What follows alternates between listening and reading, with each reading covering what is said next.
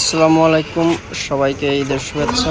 পবিত্র ঈদুল ফিতরের নামাজ পড়ার উদ্দেশ্যে আমরা সবাই ঈদগাহে হাজির হচ্ছি।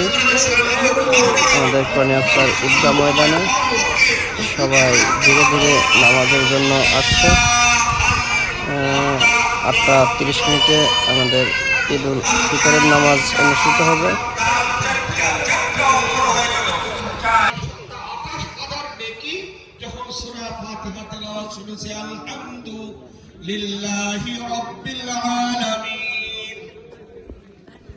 এতটা নেকি আল্লাহ পাক দান করেছেন মাহে রমজানের শেষে যারা ইতিকাফ করেছে।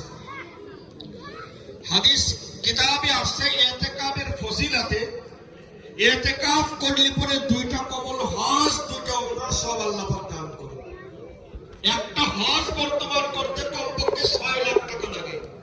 2টা কবুল হজ 12 লাখ, 2টা উমরা 3 6 লাখ, 12 আর 6 কত?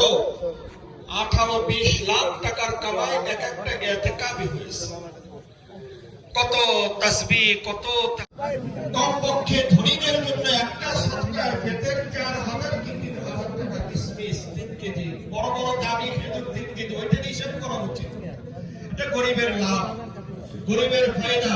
ঈদগাহে আসে ধনীরা আনন্দ চিত্তে খুশিতে